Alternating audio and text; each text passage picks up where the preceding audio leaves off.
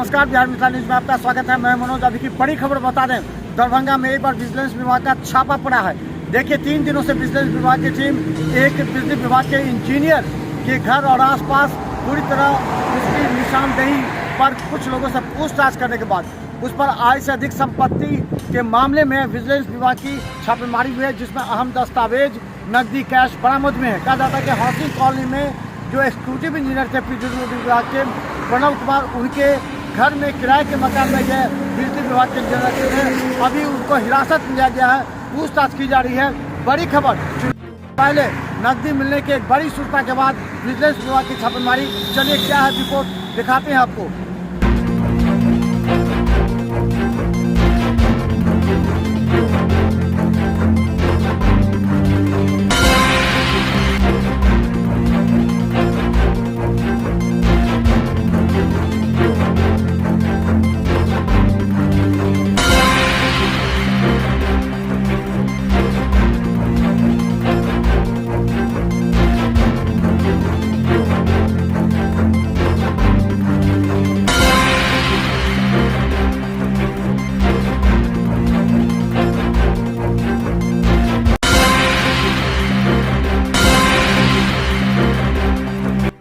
ये विशेष निगरानी इकाई द्वारा की गई है। जी जी, अभी छापेमारी की कार्रवाई चल रही है जी। तो जब कंप्लीट हो जाएगा तो आपको हम सारी कार्रवाई चल रही है। जी जी, तो अभी कार्रवाई चल रही है, अभी कुछ बताना।